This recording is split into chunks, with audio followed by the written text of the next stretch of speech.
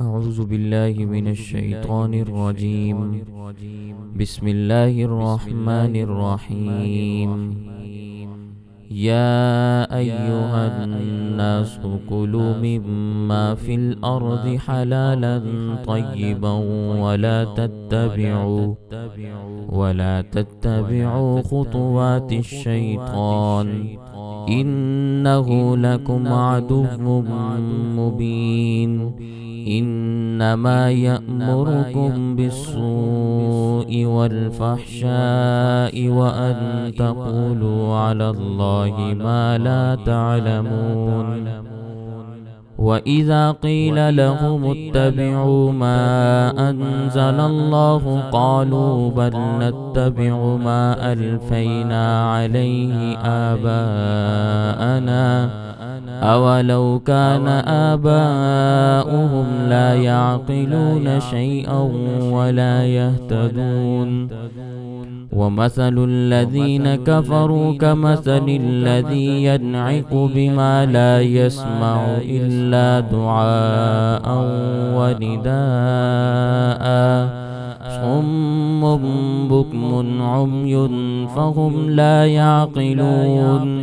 يا أيها الذين آمنوا كلوا من طيبات ما رزقناكم واشكروا لله إن كنتم إياه تعبدون.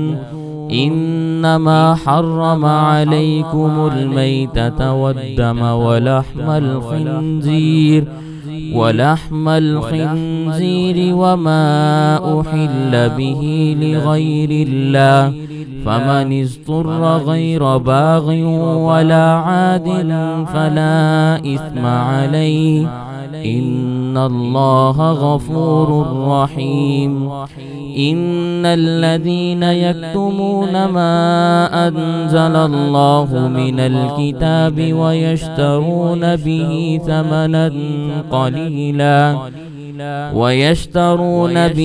ثمنا قليلا أولئك ما يأكلون في بطونهم إلا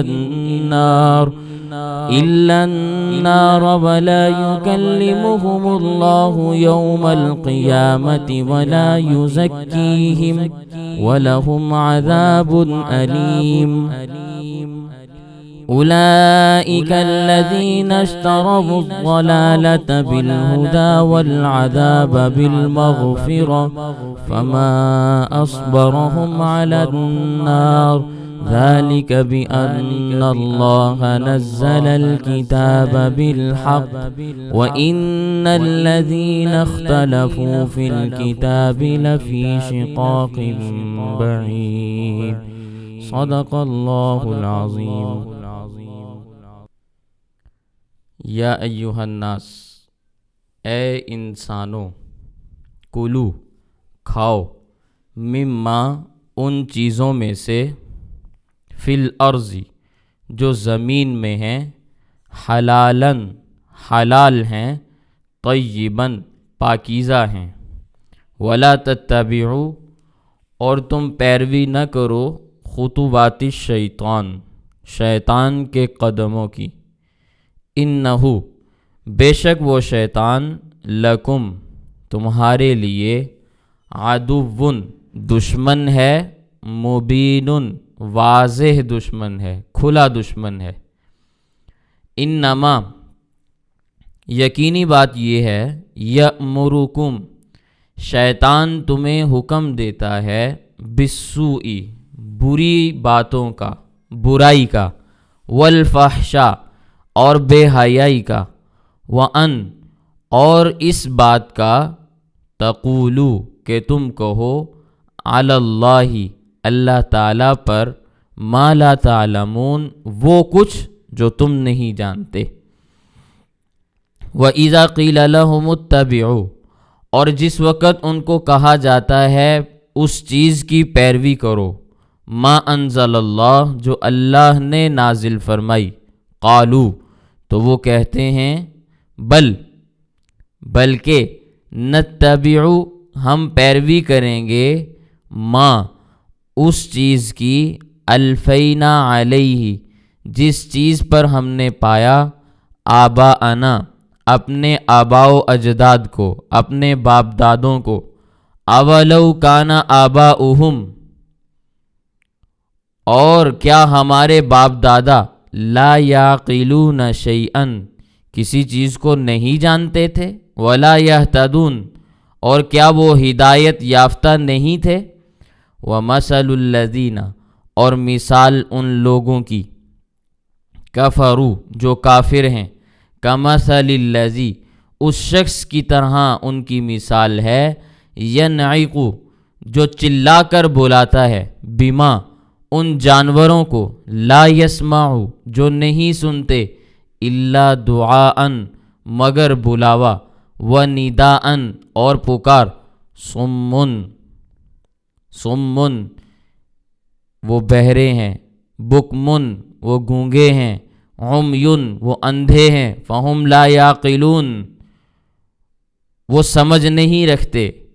یا ایھا الذین آمنو اے وہ لوگو جو ایمان لائے ہو، کلو کھاؤ، من الطیبات ما رزقناکم ان پاکیزہ چیزوں میں سے جو ہم نے تمہیں عطا کی، واشکروا للہ اور اللہ کا شکر ادا کرو، ان کنتم ایاہ تعبدون اگر تم صرف اور صرف اللہ کی عبادت کرتے ہو۔ قرآن کریم کی ان آیات میں اللہ تعالیٰ نے کچھ مضامین کا تذکرہ فرمایا۔ عرب کے مشرکوں نے بعض چیزوں کو اپنی مرضی سے حلال کر لیا اور بعض چیزوں کو اپنی مرضی سے حرام قرار دے دیا۔ 7ویں پارے میں انشاءاللہ آپ کے سامنے تفصیل آئے گی، اللہ نے زندگی عطا فرمائی تو اس کی تفسیر آپ کے سامنے عرض کروں گا۔ مثال کے طور پر وہ لوگ یہ کہتے تھے، بعض جانوروں کو مخصوص کر کے کہہ دیتے تھے کہ بھئی ان جانوروں کا دودھ صرف اور صرف وہی لوگ پئیں گے جو فلاں بت کے پجاری ہیں۔ مثال کے طور پر جو لات کی پوجا کرنے والے ہیں، صرف اور صرف اس جانور کا دودھ وہی پئیں گے، کوئی اور شخص اس جانور کو ہاتھ نہیں لگا سکتا، نہ وہ لگانے دیتے تھے۔ اور اسی طرح جب کسی مادہ جانور کے پیٹ سے بچہ پیدا ہوتا تو اللہ کی قدرت ہے، کبھی وہ زندہ پیدا ہو جاتا ہے، کبھی مردار حالت میں دنیا میں وجود پذیر ہوتا ہے۔ تو اگر وہ مردہ پیدا ہوتا تو کہتے کہ بھئی اس کو عورتیں کھائیں گی، حالانکہ اسلامی شریعت میں مردار کھانے سے منع کر دیا گیا، لیکن وہ کہتے تھے کہ بھئی یہ جو مردہ جانور پیدا ہوا ہے اس کو عورتیں کھا سکتی ہیں، اور اگر زندہ پیدا ہوتا تو پھر وہ کہتے کہ بھئی یہ عورتوں کے لیے حرام ہے، مردوں کے لیے حلال ہے۔ تو اس طرح کی کئی چیزیں انہوں نے اپنی مرضی سے حلال اور حرام کی ہوئی تھیں، حالانکہ حلال اور حرام کا اختیار صرف اور صرف اللہ تعالیٰ کی ذات کے پاس ہے۔ مخلوق میں سے کسی کو بھی کوئی بھی چیز حلال کرنے کی یا حرام کرنے کی اجازت نہیں دی گئی، بلکہ نبی کریم صلی اللہ علیہ وسلم کی ذات سے بڑھ کر اللہ تعالیٰ کی مخلوق میں کوئی اور شخصیت نہیں۔ اللہ تعالیٰ کے بعد سب سے بڑا مقام و مرتبہ جناب نبی کریم صلی اللہ علیہ وسلم کا ہے۔ نبی کریم صلی اللہ علیہ وسلم نے بھی اپنی گھریلو مصلحت کے واسطے، اپنی گھریلو حالات کو دیکھتے ہوئے اپنی ذات کے لیے ایک مرتبہ شہد کو حرام کیا تھا، امت کے لیے نہیں، اپنی ذات کے لیے، اپنی ازواج کے لیے بھی نہیں، صرف اور صرف اپنی ذات کے لیے، اپنی ذات کے لیے شہد کو حرام قرار دے دیا۔ تو اللہ تعالیٰ نے پوری سورت نازل فرمائی، سورۃ التحریم، یا ایھا النبی لم تحرم ما احل اللہ لک، اے نبی آپ نے اپنے اوپر وہ چیز کیوں حرام کی جس کو اللہ نے حلال فرمایا تھا۔ تو اپنی مرضی سے کوئی بھی شخص، خواہ وہ اللہ کے کتنا ہی مقرب اور نزدیک کیوں نہ ہو، نہ وہ چیز کو حلال قرار دے سکتا ہے نہ ہی حرام قرار دے سکتا ہے۔ یہ حلال اور حرام کے اختیارات صرف اور صرف اللہ تعالیٰ کی ذات کے پاس ہیں۔ اللہ نے جن چیزوں کو حلال قرار دے دیا وہ ہمارے لیے حلال ہیں، جن چیزوں کو اللہ نے حرام قرار دے دیا وہ ہمارے لیے حرام ہی ہیں۔ کوئی اور مجتہد کا اجتہاد یا کوئی اور نصوص میں سے نص اس چیز کو حلال نہیں کر سکتی۔ اسی لیے اللہ تعالیٰ نے یہاں پر سارے کے سارے انسانوں کو مخاطب کر کے فرمایا، یا ایھا الناس، اے انسانوں کی جماعت۔ اور انسانوں کو یہاں پر خاص اس لیے کیا کیونکہ زمین کی خلافت اللہ نے انسان کے سپرد کی، جنات کو بھی اللہ نے اس خلافت میں انسان کے تابع بنایا، اس لیے انسان کو خطاب کیا، اور یہ خطاب انسانیت کے واسطے سے جنات کو بھی ہے۔ کیا فرمایا؟ کلو، کھاؤ، مما فی الارض، وہ چیزیں جو زمین میں سے ہیں، وہ چیزیں کھاؤ جو زمین میں سے ہیں، لیکن دو شرطیں ہونی چاہیے، حلالن، وہ چیزیں حلال ہوں، حلال ہونی چاہیے۔ اس سے مراد وہ چیز ہے جس کے کھانے کی اللہ تعالیٰ نے اجازت دی ہے، اور طیباً، طیب ہونی چاہیے، پاک ہونی چاہیے۔ طیب اس کو کہتے ہیں کہ جس کے ساتھ کسی اور کا حق ملا ہوا نہ ہو۔ مثال کے طور پر گندم کھانا حلال ہے، زمین کی پیداوار ہے، کھائی جا سکتی ہے، اور اگر یہی گندم کسی سے رشوت میں لی گئی ہو، یا کسی کی گندم کے اوپر ڈاکہ مارا ہوا ہو، یا کسی کی گندم ناجائز طریقے پر غصب کی ہوئی ہو یا چوری کی ہوئی ہو، تو پھر وہ مال طیب نہیں رہتا، وہ پاکیزہ مال پھر شمار نہیں ہوتا، پھر اس کو آپ کھا نہیں سکتے۔ حلال تو ہے لیکن طیب نہیں ہے، پاکیزہ نہیں ہے۔ بکری کھانا حلال ہے، لیکن کسی کی چوری کی بکری ذبح کر کے کھانا یہ پھر مال طیب نہیں ہے، اس لیے حرام ہے۔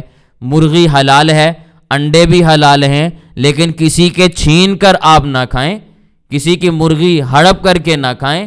تو کھانے کے لیے دو شرطیں ہیں قرآن نے بیان کی، وہ چیز حلال بھی ہو، طیباً، طیب بھی ہو، یعنی کسی اور کا حق اس کے ساتھ ملا ہوا نہ ہو۔ تو اللہ نے ایسی چیزوں کے کھانے کی اجازت دے دی۔ اس کو آپ یوں بھی کہہ سکتے ہیں کہ اللہ تعالیٰ نے حلالن میں حقوق اللہ کو مد نظر رکھنے کی بات ارشاد فرمائی کہ یہ دیکھ لینا اللہ نے اس چیز کو حلال بھی فرمایا ہے کہ نہیں فرمایا۔ حقوق اللہ کی بات ہے یہاں پہ حلالن میں، اور طیباً میں حقوق العباد کی بات ہے کہ یہ دیکھ لینا کسی بندے کا ناجائز مال تو نہیں کھا رہے، ذرا اس کو دیکھ لینا۔ تو حقوق اللہ بھی اس میں موجود ہیں، حقوق العباد بھی موجود ہیں، حلالن بھی فرمایا، طیباً بھی فرمایا۔ یہ کوئی بھی چیز کھانے کے لیے دو شرطیں ہیں، اس لیے انسان کو کوئی بھی لقمہ اپنے منہ میں ڈالنے سے پہلے، نگلنے سے پہلے یہ سوچ لینا چاہیے کہ یہ حلال بھی ہے یا نہیں، طیب بھی ہے یا نہیں۔ اگر کسی غیر کا حق ملا ہوا ہے تب بھی یہ حرام ہے، اور یہ اسی طرح حرام ہے جس طرح خنزیر حرام ہوتا ہے۔ یہ بات سمجھیں، چیز بے شک حلال ہو، اللہ نے اس چیز کو جائز قرار دے دیا ہے، کھانا اس کا جائز ہے، حلال ہے، لیکن کسی غیر کا حق ملا ہوا ہے، وہ چیز اسی طرح حرام ہے جس طرح خنزیر کو کھانا شریعت اسلامیہ میں حرام ہے۔ وَلَا تَتَّبِعُوا خُطُوَاتِ الشَّيْطَانِ، اور تم شیطان کے قدموں کے پیچھے نہ چلنا، شیطان کے قدموں کی پیروی نہ کرنا۔ إِنَّهُ لَكُمْ عَدُوٌّ مُّبِينٌ، شیطان تمہارا بڑا واضح کھلا دشمن ہے، وہ اپنی دشمنی کسی منزل اور کسی مرحلے پر بھی نہیں چھوڑتا، وہ کوئی موقع ہاتھ سے جانے نہیں دیتا۔ ایک بڑی معروف اور مشہور مثال ہے، آپ نے بھی سنی ہوں گی، بعض کہانیاں ہوتی ہیں نا، وہ جب انسان پڑھتا ہے تو ان سے عبرت حاصل ہوتی ہے۔ تو ایسی ہی ایک کہانی ہے کہ اللہ تعالیٰ کا ایک نیک بندہ جس نے زندگی میں اللہ تعالیٰ کی عبادت اور اطاعت اور بندگی کی تھی، اور ساری زندگی اللہ کی عبادت اور اطاعت اور بندگی میں گزاری تھی، اب وہ کسی لمحے بھی شیطان کے بہکاوے میں نہیں آ رہا تھا۔ ایک دن دوپہر کا وقت تھا، گرمی کا زمانہ تھا، ایک دیوار کے سائے میں وہ نیچے جا کے لیٹ گیا کہ میں تھوڑا سا آرام کر لوں۔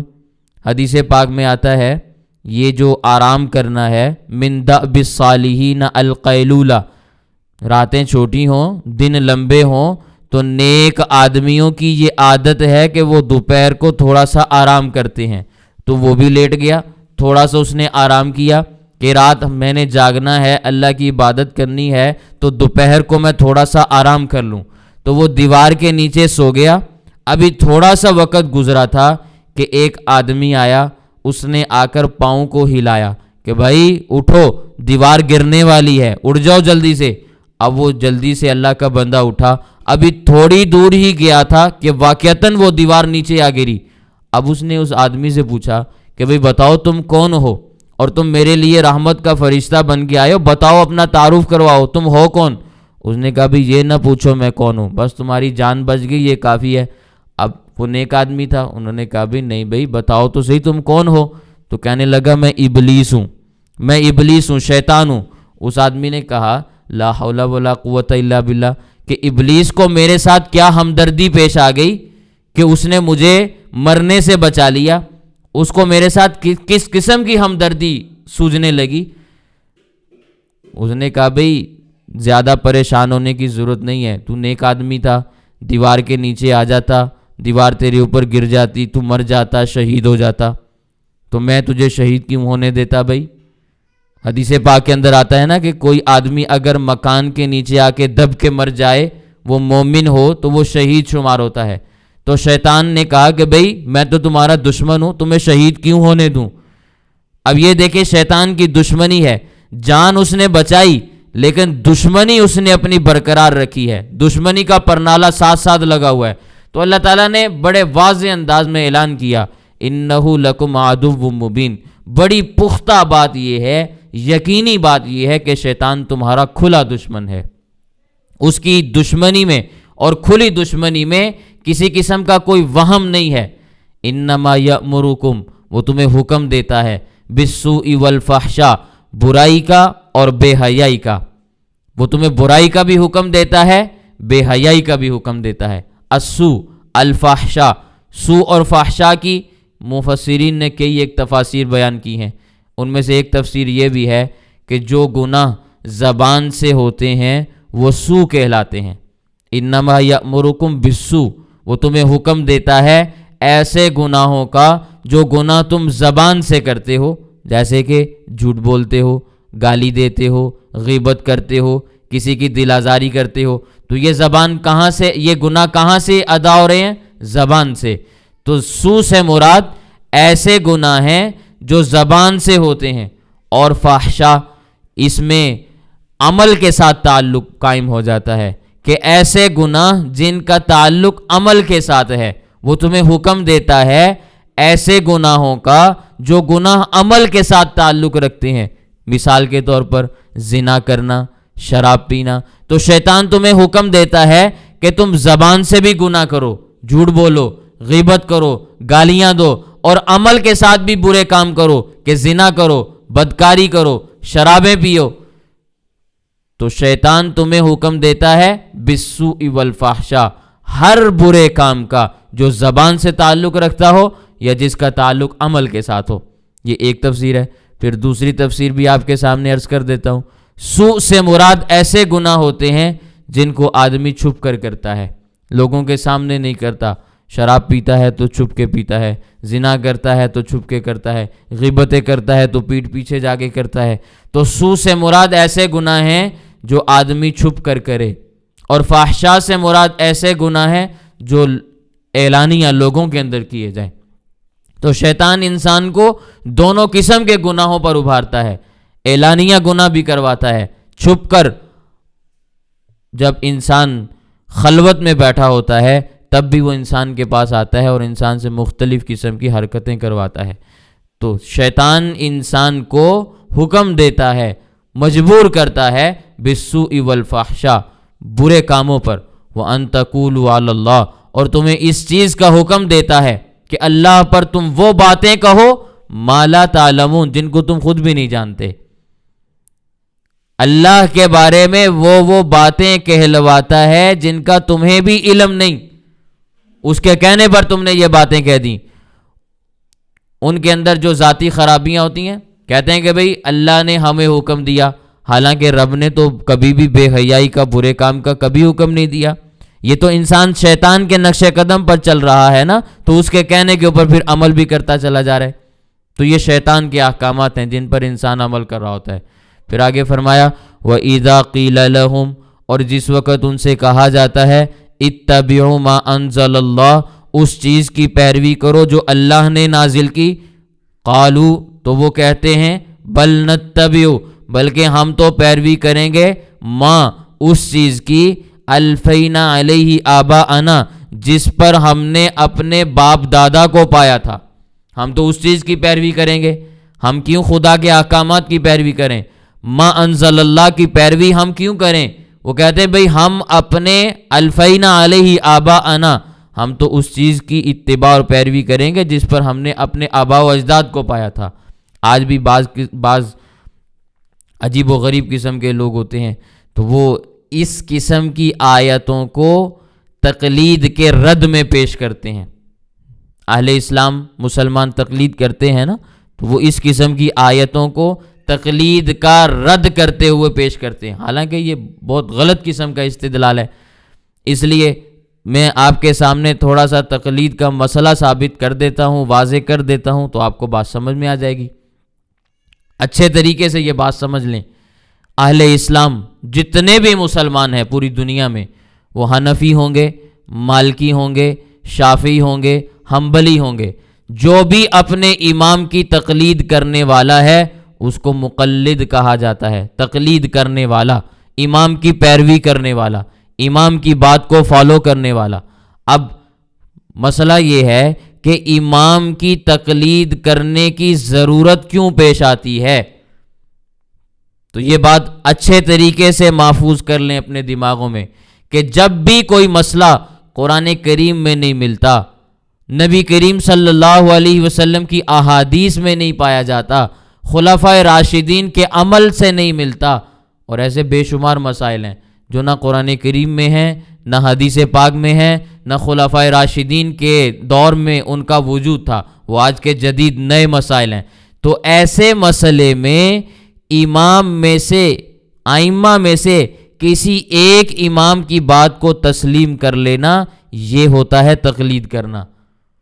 مسئلہ قرآن میں بھی نہیں، حدیث میں بھی نہیں، خلفائے راشدین کے زمانے میں بھی نہیں، صحابہ کرام سے وہ مسئلہ واضح طور پر ثابت بھی نہیں ہو رہا، تو ائمہ اس مسئلے پر پھر اجتہاد کرتے ہیں، کوشش کرتے ہیں، غور و فکر کرتے ہیں، اور ایک مقام تک پہنچتے ہیں اور کہتے ہیں کہ یہ مسئلہ درست ہو سکتا ہے کہ یہ بات درست ہو۔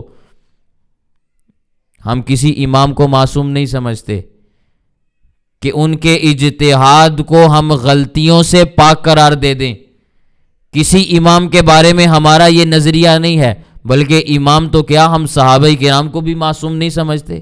صحابہ کرام کے بارے میں ہمارا نظریہ محفوظ ہونے کا ہے۔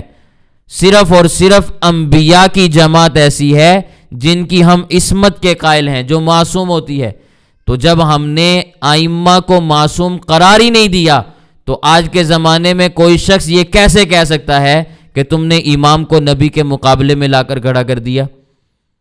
اگر ہم امام کی بات کو معصوم قرار دے دیں، امام کی ذات کو معصوم بنا دیں، تو پھر تو یہ اشکال ہونا چاہیے کہ بھئی تم نے نبی کے مقابلے میں امام کو لا کر کھڑا کیا کہ ادھر نبی بھی معصوم ہے، ادھر امام بھی معصوم ہے، نبی کی بات بھی غلط نہیں ہو سکتی اور تم کہتے ہو امام کی بات بھی غلط نہیں ہو سکتی۔ ہم نے آج تک کبھی بھی یہ نہیں کہا۔ ہماری ساری عقیدے کی کتابیں آپ کھنگال کے دیکھ لیں، کسی ایک امام کے بارے میں بھی ہم عصمت کے قائل نہیں ہیں۔ ہم یہ بات کہتے ہیں کہ امام نے اجتہاد کیا، ہو سکتا ہے ان کے اجتہاد میں غلطی پائی جاتی ہو سکتا ہے ان کا اجتہاد صحیح ہو، دونوں احتمالات ہیں، غلط بھی ہو سکتا ہے، صحیح بھی ہو سکتا ہے۔ ہم نے ماننا اسی کی بات کو ہے، غلط ہوگا تو کل قیامت کو پتہ چلے گا، دنیا میں تو اس کو پتہ لگانے کا اب کوئی ذریعہ نہیں۔ صحیح ہوگا تو کل قیامت کو پتہ چلے گا، اس کا دنیا میں پتہ لگانے کا کوئی اور ذریعہ نہیں، آسمان سے وحی نہیں اتر سکتی، اور یہ سچے خوابوں والا جو سلسلہ ہے یہ تو ویسے ہی جھوٹا ہے کہ خوابوں کی بنیاد پر تو شریعت کے مسائل ثابت ہی نہیں ہوتے، اگر ہو سکتے ہوتے تو اجتہاد کی ضرورت ہی پیش نہ آتی۔ اس لیے آج کے زمانے میں ایک ایسا طبقہ بہت شدت کے ساتھ مارکیٹ میں لانچ کیا جا رہا ہے جو خوابوں کی بنیاد پر سارے کا سارا دین پیش کرتا ہے۔ ان کے خواب بھی جھوٹے ہیں، ان کے نظریات بھی غلط ہیں، اور ان کی باتیں بھی 100% غلط ہیں۔ اس روئے زمین پر جب سے وحی کا سلسلہ ختم ہوا ہے، آسمانی طریقے پر صحیح اور درست کا فیصلہ کرنے کا اب کوئی اختیار موجود نہیں ہے کسی کے بھی پاس۔ اجتہاد کیا جا سکتا ہے، وہ درست بھی ہو سکتا ہے، غلط بھی ہو سکتا ہے، پتہ کل قیامت کو چلے گا کہ کس امام کا فیصلہ ٹھیک تھا، کس کا غلط تھا۔ لیکن یہ بات اگلی بھی ذہن میں رکھیں کہ جس کا ٹھیک تھا اس کو 2 اجر ملیں گے، جس کا غلط تھا اجر اس کو بھی ملے گا، کیونکہ اس نے کوشش تو کی نا، ہمت تو کی نا، آگے بڑھا تو صحیح نا، شریعت کے مسائل میں اس نے اپنا دماغ تو لگایا نا، اور وہ تو بات صحیح سمجھتے ہوئے اس پر عمل کرتا رہا، شریعت کا مسئلہ سمجھ کر اس کے اوپر عمل کرتا رہا۔ اس لیے ائمہ کو بھی اور ائمہ کے ان مقلدین کو بھی کل قیامت کے دن گناہ نہیں ہوگا، ان کی نیکیاں کم نہیں ہوں گی، بلکہ ان کو پھر بھی اجر ملے گا۔ سمجھ آ رہی ہے بات؟ تو ہم نے کبھی بھی کسی امام کو نبی کے مقابلے میں لا کر کھڑا نہیں کیا۔ ہاں، ان لوگوں سے ضرور یہ سوال کیا جا سکتا ہے جنہوں نے 12 معصوم اماموں کی بات کی ہے، ان سے ضرور سوال کرنا چاہیے کہ بھی تم نے ائمہ کو معصوم بنا کے گویا نبی کے مقابلے میں لا کر کھڑا کیا ہے، ہمیں اس کا جواب دو کہ کیسے تم نے اماموں کو معصوم بنایا؟ انبیاء کے علاوہ تو صحابہ بھی معصوم نہیں تھے، تم نے ائمہ کو کیسے معصوم بنا دیا؟ تو یہ ان سے سوال ضرور ہونا چاہیے۔ لیکن ہم نے کبھی بھی کسی امام کی عصمت کے بارے میں کوئی نظریہ بیان نہیں کیا، اس لیے اس قسم کی آیات ہمارے خلاف دلیل بن ہی نہیں سکتی۔ اور پھر قرآن کریم میں اللہ تعالیٰ نے خود یہ بات بیان فرمائی، وَاتَّبِعْ سَبِيلَ مَنْ أَنَابَ إِلَيَّ، سورہ لقمان کے اندر یہ آیت موجود ہے کہ اللہ تعالیٰ فرماتے ہیں جس نے میرے راستے کی پیروی کی اس کے کہنے پر تم بھی چل پڑو، جو میرے راستے کی طرف چل رہا ہے، میرے راستے پر گامزن ہے، تم بھی اس کے پیچھے پیچھے چل پڑو، اس کی بات کو تم بھی قبول کر لو۔ اسی سے تو تقلید ثابت ہوتی ہے، اسی سے تو ہم یہ بات ثابت کرتے ہیں کہ تقلید کرنا جائز ہے۔ اور پھر یہ بات سمجھ جائیں، شریعت کے اوپر عمل کرنے کے لیے 2 ہی راستے ہیں، تیسرا کوئی راستہ نہیں۔ اور وہ 2 راستے کون سے ہیں؟ یا تو آپ اجتہاد کریں گے کہ خود قرآن کریم کی آیات سے، نبی کریم صلی اللہ علیہ وسلم کی احادیث سے اور اجماع سے مسائل ثابت کریں گے، مسائل نکالیں گے، پھر ان مسائل کے اوپر عمل کریں گے۔ تو دین اور شریعت پر عمل کرنے کا ایک ذریعہ یہ ہے کہ آپ براہ راست قرآن کریم کی آیات میں غوطے لگائیں، احادیث کی تہوں میں غوطے لگائیں، مسائل نکالیں، پھر ان مسائل پر عمل کریں۔ ایک شریعت پر عمل کرنے کا طریقہ یہ ہے۔ دوسرا طریقہ کیا ہے کہ جس نے یہ کام کیا ہے اس کی بات کو آپ قبول کرتے ہوئے اس کے پیچھے آپ بھی چل پڑیں، اس کو تقلید کہتے ہیں۔ پہلا اجتہاد ہے، دوسرا تقلید ہے۔ اب سوال یہ پیدا ہوتا ہے کہ اجتہاد آسان ہے یا تقلید آسان ہے؟ دین کو اللہ نے آسان بنایا ہے نا، سارے لوگ آج تک کہتے تھے کہ دین بڑا آسان ہے، مولویوں نے مشکل بنایا، تو آج میں آپ کو آسان کا حل بتانے لگا ہوں کہ آسان بنتا کیسے ہے۔ ہر بندہ قرآن کریم پڑھتا چلا جائے، ایک ایک آیت سے مسئلے نکالتا چلا جائے، غور و فکر کرتا چلا جائے، ساری رات آیات میں غرق رہے اور مسائل کا استنباط اور استدلال کرتا رہے، پھر ان پر عمل کرتا رہے۔ یہ طریقہ آسان ہے؟ یا کسی نے آپ کو بات بتائی اور بتانے والا سچا بھی تھا، خیر القرون کا بھی تھا، بھلے زمانے کا بھی تھا، اس نے آپ کو بات بتائی، آپ نے اس کی بات کو آمنا و صدقنا کہہ کے قبول کر لیا، یہ طریقہ زیادہ آسان ہے؟ آپ کو ساری رات جاگنا بھی نہیں پڑا، آپ کو احادیث کی کتابیں بھی نہیں کھولنی پڑی، سمجھ آ رہی ہے؟ آج لوگ کہتے ہیں دین آسان ہے، اور آسان کا مطلب کیا ہے؟ خود قرآن کھولو، خود احادیث کھولو، مطالعہ کرو اور مسائل نکالتے چلے جاؤ، عمل کرتے چلے جاؤ۔ بھئی یہ کس قسم کا تم نے نظریہ پیش کیا؟ حل پیش کرو تو کوئی دماغ میں بات بھی آنی چاہیے، کوئی دماغ ذرا استعمال کر کے بات کہتے تو سمجھ بھی آتی۔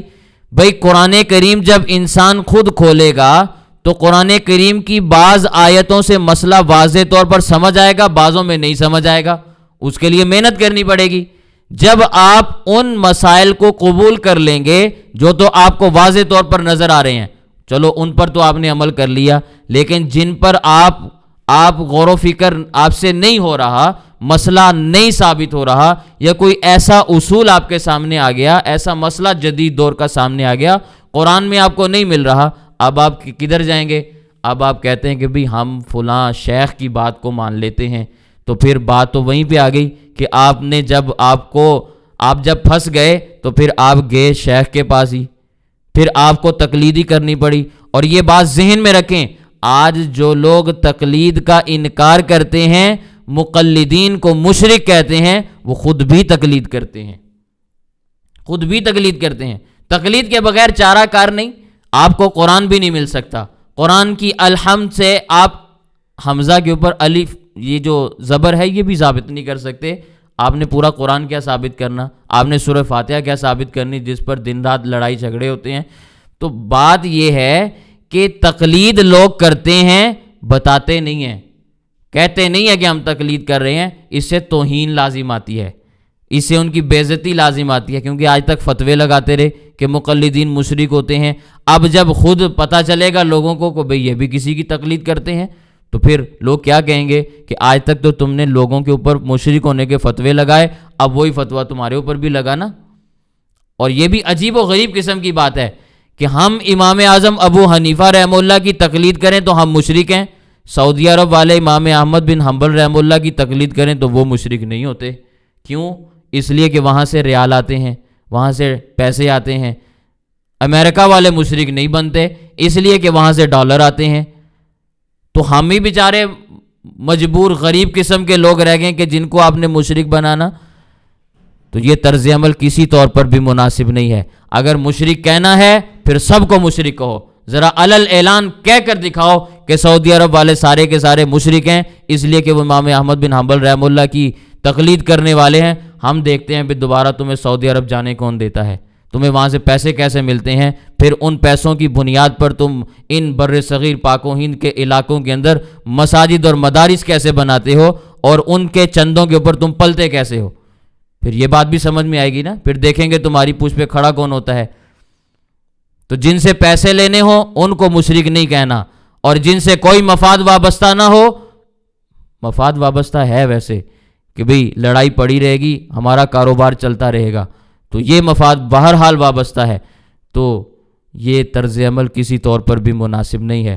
رات میں سبق پڑھا رہا تھا، مرد حضرات تھے، تو ایک روایت میں نے پچھلے سبق میں بیان کی تھی، تو رات ان کو اس کے اوپر سوال آ گیا، کہنے لگے جی آپ نے پچھلے سبق میں یہ روایت بیان کی تھی تو ہم نے اس روایت پر تحقیق کی ہے۔ تو میرے ساتھ میرے ایک اور دوست بھی تھے، امریکہ کے ہیں وہ، تو کہنے لگے ہم دوست اکٹھے بیٹھے تھے تو ہم نے اس روایت کو سرچ کیا، تو جہاں بھی ہم نے اس کو سرچ کیا تو وہاں پہ یہی آیا کہ اس کا راوی ضعیف ہے اور اس کی کوئی سند ثابت نہیں ہے، اس روایت کی کوئی سند نہیں ہے، اس روایت کی کوئی اصل نہیں ہے۔ اور وہ روایت تھی قدریہ کے متعلق۔ اللہ کے نبی صلی اللہ علیہ وسلم نے فرمایا القدریۃ مجوس ھذہ الامہ، یہ قدریہ اس امت کے مجوسی ہیں۔ پھر میں نے اس کی تفصیلات بتاتے بتاتے اور احادیث کی طرف بھی اشارہ کرتے ہوئے بہت ساری باتیں اس کے ضمن میں بیان کی کہ اللہ کے نبی صلی اللہ علیہ وسلم نے ان سے سلام کرنے سے بھی منع فرمایا، ان کے ساتھ بیٹھنے سے بھی منع فرمایا، ان کے جنازوں میں شرکت کرنے سے بھی منع فرمایا، ان کے مریضوں کی عیادت کرنے سے بھی منع فرمایا۔ تو سوشل بائیکاٹ کا تذکرہ کیا تو یہ بات تھوڑی سی ان کو عجیب لگی کہ بھی اسلام اس قسم کی تعلیمات کیوں دے رہا ہے، تو انہوں نے روایات پر تحقیق کی، لیکن کی ایک روایت کے اوپر، تو میں نے تو بہت ساری روایات بیان کی تھیں اور وہ روایات مختلف کتابوں میں موجود ہیں، تو ان بیچاروں کو تو ظاہر نہیں پتہ تھا نا۔ ایک کتاب کی ایک روایت پر تحقیق کرنے کے بعد انہوں نے کہا جی اس کی تو کوئی سند نہیں ہے۔ میں نے کہا جی آپ نے کہاں سے یہ چیز نکالی کہ اس کی سند نہیں ہے؟ کہنے لگے ہم نے فلاں ایپ کے اوپر سرچ کیا تھا، فلاں ایپ کے اوپر ہم نے بات سرچ کی، ہمیں پتہ چل گیا کہ بھی اس کی سند ہی نہیں ہے۔ میں نے کہا بھی اس ایپ کے اندر وہ کتاب ہوگی تو پھر ہی تمہاری سرچ کے اندر آئے گی نا، اس ایپ کے اندر وہ کتاب ڈالی ہوگی کسی نے تو پھر ہی تمہیں بتائے گا نا کہ بھی وہ اس روایت کی حیثیت کیا ہے۔ اس ایپ کے اندر تو وہ کتاب ہے ہی نہیں۔ جن لوگوں نے وہ ایپ بنائی پہلے تو انہوں نے تمہارے دماغوں سے یہ بات نکالی کہ بھئی حدیث کی کتابیں صرف 6 ہی ہیں، اس کے علاوہ کوئی اور کتاب ہے ہی نہیں، تو تم لوگ بھول گئے کتابوں کو، تمہارے سامنے سے سارے کا سارا ذخیرہ احادیث نکل گیا، تم 6 کتابوں پہ آگے جن کو سیاہ ستہ کہا جاتا ہے۔ پہلے محنت کر کے باقی کتابیں تمہارے دماغ سے نکالیں، بھول گئے تم ان کو۔ اب اس کے بعد اگلا معاملہ یہ ہوا کہ ان 6 کتابوں پر بھی آہستہ آہستہ ہاتھ صاف کرنا شروع کیا۔ کہنے لگے جی بخاری کے ہم نے 2 حصے شائع کر دیے ہیں، ایک کا نام مختصر بخاری ہے اور ایک پہلے سے جو شائع ہوتی تھی مکمل بخاری۔ تو بخاری کے اندر چونکہ ضعیف روایات تھیں تو ہم نے یہ کام کیا کہ بخاری کی صحیح روایات کو اکٹھا کر کے الگ سے ہم نے شائع کر دیا اور ان کو ایپ میں بھی ڈال دیا۔ اب کوئی بھی بندہ سرچ کرے گا تو اس کو صرف صحیح روایت ملے گی، جو روایت اس میں ہوگی نہیں خود ہی کہہ دے گا کہ بھی یہ روایت ضعیف ہے۔ سمجھ آ رہی بات؟ اسی طرح صحیح مسلم پہ ہم نے کام کیا، صحیح مسلم کے 2 حصے کر دیے۔ امام مسلم کو تو پتہ نہیں چلا کہ ان کو لوگوں نے آگے غلط روایتیں سنا دیں، ہمیں بڑے اچھے طریقے سے پتہ چلا 1400 سال کے بعد۔ تو ہم نے صحیح مسلم کے 2 حصے بنا دیے، ایک کا نام صحیح مسلم اور ایک کا نام ضعیف مسلم۔ جو ضعیف مسلم ہے اس کو چھاپ کے ایک دفعہ ہم نے الگ کر دیا ہے، لوگ خریدیں نہ خریدیں ان کا مسئلہ، بہرحال ہم نے مسلم کو بھی مختصر کر دیا ہے۔ اسی طرح ترمذی کے 2 حصے ہم نے شائع کر دیے، ایک کا نام صحیح ترمذی، ایک کا نام ضعیف ترمذی۔ اسی طرح سنن ابی داود کے ہم نے ایسے ہی حصے کر دیے، ایک کا نام صحیح سنن ابی داود، ایک کا نام ضعیف سنن ابی داود۔ میں نے کہا بھی یہ کام کیا کس نے؟ کہنے لگے جی ناصر الدین البانی کی تحقیقات ہیں۔ میں نے کہا بھی 1200 سال کے بعد یا 1100 سال کے بعد ناصر الدین البانی آج کے فتنوں کے دور میں جنم لینے والا شخص کون ہوتا ہے جو احادیث کو یوں تقسیم کرتا پھرے اور ذخیرہ احادیث پر یوں ہاتھ صاف کرتا پھرے اور بظاہر تو نام رکھے اہل حدیث ہونے کا اور منکرین حدیث والا طرز اپنائے اور یہ روایت بھی ضعیف، یہ روایت بھی موضوع، یہ فلاں یوں کہہ کر ذخیرہ احادیث کا انکار کرنا شروع کرے۔ میں نے کبھی تمہارے دماغوں میں یہ بات نہیں آتی کہ تم سے کام کون سا کروایا جا رہا ہے، تم سے کام کون سا کروایا جا رہا ہے؟ اور پھر اگر کسی روایت کے اوپر اعتراض ہے بھی کہ اس کا فلاں راوی ضعیف ہے تو ایک کتاب کا حوالہ نہیں، میں تمہارے سامنے 20 کتابیں لے آتا ہوں، کس سند کے اوپر تم اعتراض کرو گے؟ کبھی کتابیں تم نے کھولی ہوں تو تمہیں پتہ چلے کہ روایات ضعیف کیسے ہوتی ہیں، روایات موضوع کیسے شمار ہوتی ہیں۔ اسماء الرجال کا فن موجود ہے، ہم ان ائمہ کی بات مانتے ہیں اس لیے ہمیں یہ سارے علوم بھی ملتے ہیں۔ تم تو کہتے تھے تقلید شرک ہے، پھر ناصر الدین البانی کی بات کیسے مان لی؟ پھر تم نے ایپ کے اوپر اعتماد کیسے کر لیا؟ اسی کو تو تقلید کہتے ہیں۔ مسئلہ یہ ہے امام اعظم ابو حنیفہ کی بات نہیں ماننی جو 80 ہجری میں پیدا ہوئے، ناصر الدین البانی کی بات کو مان لینا ہے جو 1906 میں یا 1914 میں پیدا ہوا اور کچھ عرصہ دنیا میں رہنے کے بعد اتنا بڑا فتنہ امت کے اندر برپا کر کے دنیا سے چلا گیا، اس کی تحقیق کو تم نے ماننا ہے، امام اعظم ابو حنیفہ کو نہیں ماننا۔ تو بات خلاصتاً یہ ہے کہ تقلید کرنے کے بغیر دنیا کے کسی فرد کا بھی چارہ نہیں، مسلمان ہو یا غیر مسلم ہو، مسلمانوں میں کوئی بھی طبقہ ہو، بظاہر وہ مقلدین کو مشرک کہیں گے لیکن تقلید کیے بغیر ان کا بھی گزارا نہیں۔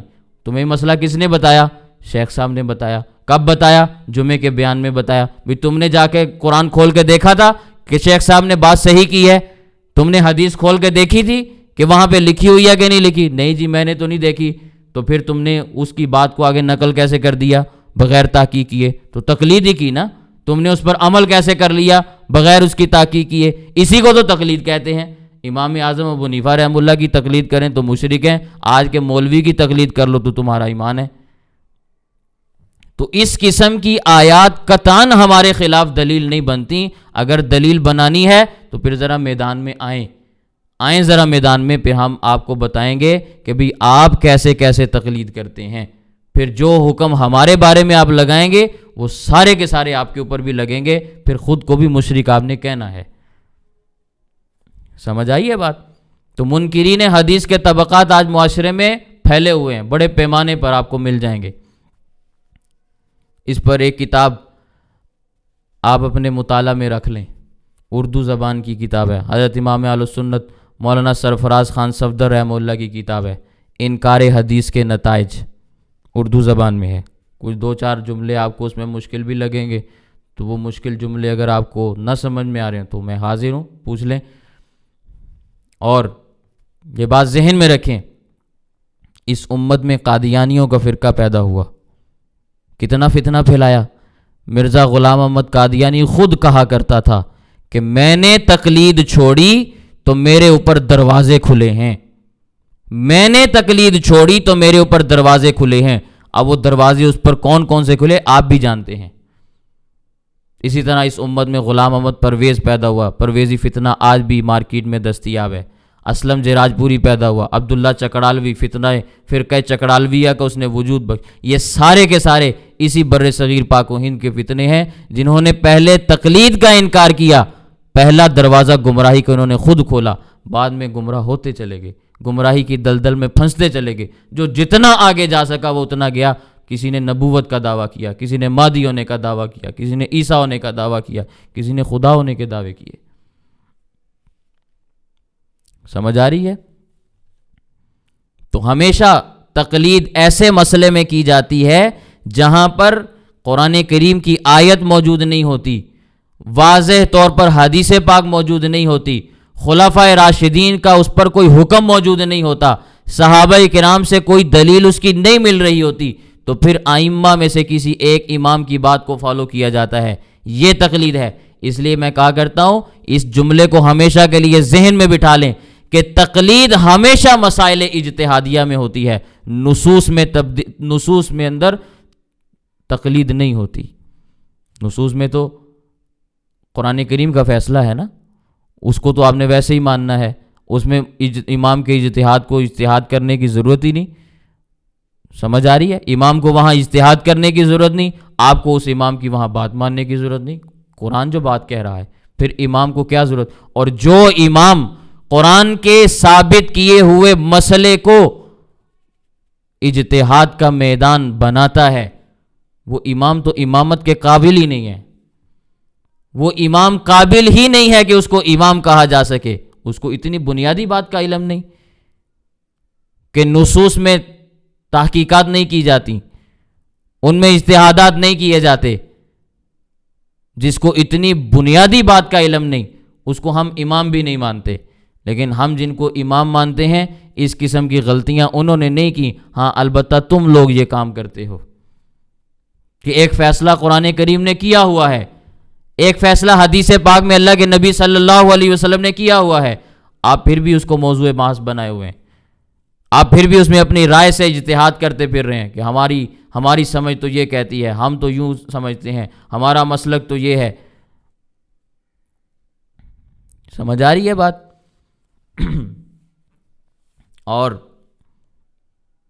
قرآن کریم کی اس آیت کو بھی جب آپ دیکھیں گے نا، وَإِذَا قِيلَ لَهُمْ، جس وقت ان کو کہا جاتا ہے اتبعوا، پیروی کرو، ما انزل اللہ، اس چیز کی جو اللہ نے نازل کی، قالو، تو وہ کہتے ہیں بل نتبع ما الفینا علیہ آباءنا، بلکہ ہم تو اپنے آباء و اجداد کی پیروی کریں گے۔ یہ تقلید واقعتاً قابل مذمت ہے کہ جب ایک طرف یہ کہا جا رہا ہو ما انزل اللہ، جو اللہ نے نازل کیا، اتبعو، اس کی پیروی کرو، تو آگے سے تم یہ کہو الفینا علیہ آباءنا، جس پر ہمارے آباء و اجداد تھے، نتبعو، ہم تو اس کی اتباع کریں گے۔ تو جب قرآن کریم کے مقابلے میں آپ اپنے آباء و اجداد کو لائیں گے تو یہ واقعتاً غلط بات ہے، اور اس کے کفر اور شرک ہونے میں کوئی شک و شبہ نہیں پھر۔ لیکن کسی امام نے قرآن کریم کو چھوڑ کر، احادیث کو چھوڑ کر اپنی بات ماننے کا حکم نہیں دیا، تو پھر یہ آیت تم ہمارے خلاف پیش کیسے کر سکتے ہو؟ یہ تم پیش کیسے کر سکتے ہو؟ البتہ اس کے مقابلے میں ہم نے سورہ لقمان کی آیت آپ کے سامنے پیش کر دی کہ اللہ تعالیٰ قرآن کریم میں فرماتے ہیں جو لوگ میرے راستے پر چلنے والے ہیں تم ان کی بات کو قبول کر لو۔ تو تقلید کی دو قسمیں ہیں، ایک کو تقلید مذموم کہا جاتا ہے، ایک کو تقلید محمود کہا جاتا ہے۔ سورہ فاتحہ میں بھی اس کا تذکرہ ہے، سورہ فاتحہ میں بھی اس کا تذکرہ موجود ہے۔ تو تقلید مذموم، قابل مذمت جو تقلید ہے اس کو ہم تسلیم نہیں کرتے، اس کی ہم بھی تردید کرتے ہیں۔ جو غلط قسم کی تقلید ہے اس کو ہم بھی نہیں مانتے۔ اہل اسلام میں کوئی بھی اس کا قائل نہیں کہ اللہ کے مقابلے میں، نبی کریم صلی اللہ علیہ وسلم کے مقابلے میں آپ کسی کی اور کی بات کو تسلیم کریں، ہرگز ایسا نہیں ہے۔ بلکہ علماء احناف کا اتنا محتاط مذہب ہے کہ آپ تصور بھی نہیں کر سکتے کہ ضعیف سے ضعیف حدیث بھی، سمجھے میری بات کو، ضعیف سے ضعیف حدیث بھی موضوع وہ نہ ہو، من گھڑت نہ ہو، گھڑی ہوئی نہ ہو، ضعیف سے ضعیف حدیث بھی امام کے اجتہاد اور قیاس پر مقدم سمجھی جاتی ہے۔ امام کی بات بعد میں ہے، پیغمبر کی حدیث پہلے ہے، بے شک وہ ضعیف ہے۔ اور آج تو لوگوں کو یہ بھی نہیں پتا کہ ضعیف حدیث ہوتی کیا ہے۔ وہ کیا فیصلہ کریں گے کہ ضعیف کے اوپر عمل کرنا ہے کہ نہیں کرنا، یا ضعیف کو کہاں استعمال کرنا ہے کہاں نہیں کرنا، لوگوں کو تو یہ بھی نہیں پتا۔ حضرت امام اہل سنت رحمہ اللہ کی کتاب ہے الکلام المفید فی اثبات التقلید، اردو زبان میں ہے۔ جائز تقلید اور ناجائز تقلید کا بڑا بہترین انداز میں فرق کیا ہے، دلائل کے ساتھ کیا ہے۔ سمجھ آ رہی ہے؟ اس کتاب کا مطالعہ کریں، آپ کے سامنے دلائل واضح ہو جائیں گے، قرآن کریم سے، احادیث سے، ہر اعتبار سے عقلی دلائل بھی آئیں گے۔ تو خیر، اللہ تعالیٰ فرماتے ہیں اولو کان آباؤہم لا یعقلون شیئا ولا یہتدون، کہ ان باپ دادا کی تم بات کرتے ہو جو باپ دادا تمہارے نہ ہی ہدایت پر تھے، نہ ہی ان کو کوئی کسی قسم کی سمجھ بوجھ حاصل تھی۔ ایسے باپ دادا کی تم قرآن کریم کے مقابلے میں بات مانتے ہو تو پھر یہ تقلید محمود شمار ہوگی یا تقلید مذموم شمار ہوگی؟ باپ دادا عقل والے بھی نہ ہوں، باپ دادا ہدایت والے بھی نہ ہوں، تو ان کی بات آپ قرآن کریم کے مقابلے میں، احادیث کے مقابلے میں تسلیم نہیں کر سکتے۔ قرآن کریم کی نصوص موجود ہیں، یہاں پہ کسی کی بات آپ نہیں قبول کریں گے۔ جو قرآن نے فیصلہ کیا، جو حدیث نے بات بیان کر دی، بس وہی حجت ہے۔ لیکن اگر اسی آیت کو دوبارہ آپ دیکھیں، اگر باپ دادا عقل والے ہوں، ہدایت والے ہوں، تو پھر بھی ان کی بات کو قبول نہیں کریں گے؟ نہیں، پھر ان کی بات کو قبول کیا جائے گا۔ جب عقل والے ہوں پھر بات قبول کریں گے، جب عقل والے نہ ہوں پھر بات رد ہو جائے گی۔ جب ہدایت یافتہ ہوں آباء و اجداد تو ان آباء و اجداد کے نقش قدم پر چلا جائے گا، اور جب وہ آباء و اجداد لا یہتدون، ہدایت والے نہ ہوں، پھر ان کا رد کر دیا جائے گا۔ سمجھ آ رہی ہے؟ اور یہ عقل والے، ہدایت والے آباء و اجداد کبھی بھی ما انزل اللہ کے مقابلے میں کھڑے نہیں ہو سکتے۔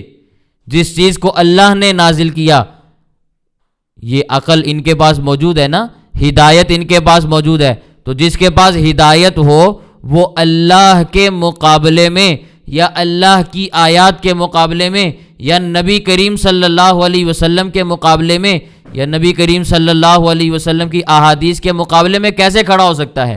اس کے پاس یہ اختیار کیسے آئے گا کہ وہ اللہ کی آیات کا مقابلہ کرنے کے لیے میدان میں آ جائے، یا نبی کریم صلی اللہ علیہ وسلم کی احادیث کا مقابلہ کرنے کے لیے میدان میں آئے؟ وہ تو ہدایت پر ہے، اور ہدایت پر جو شخص ہوتا ہے وہ کبھی بھی قرآن اور حدیث کا مقابلہ نہیں کرتا۔ سمجھ آ گئی بات؟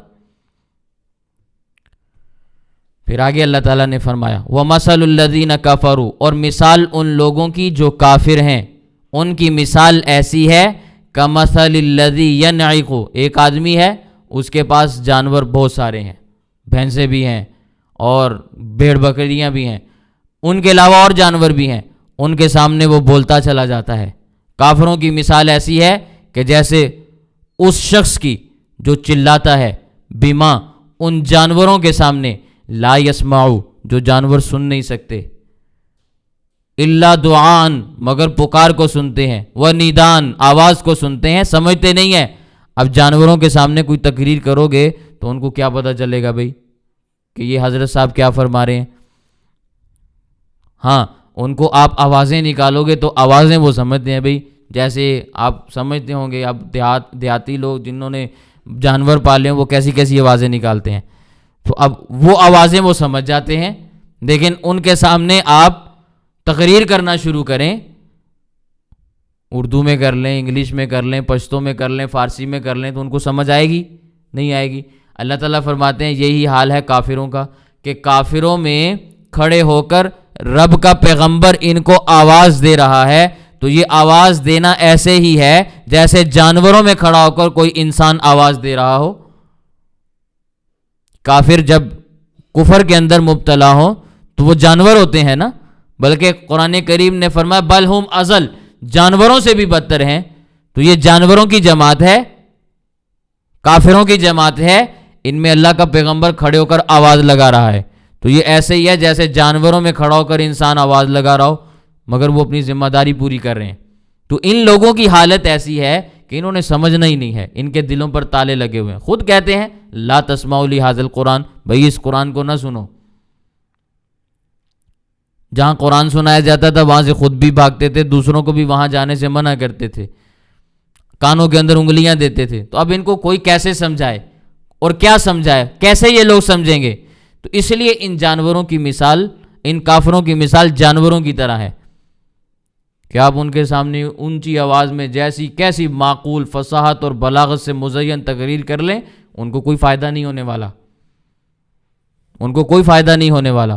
سمن، ایسے لوگ جو جانوروں کی طرح ہیں، حق سننے سے بہرے ہیں، بکمن، حق بولنے سے گونگے ہیں، عمیون، حق کی چیزیں دیکھنے سے اندھے ہیں، فہم لا یعقلون، یہ کبھی بھی عقل سے کام نہیں لیں گے،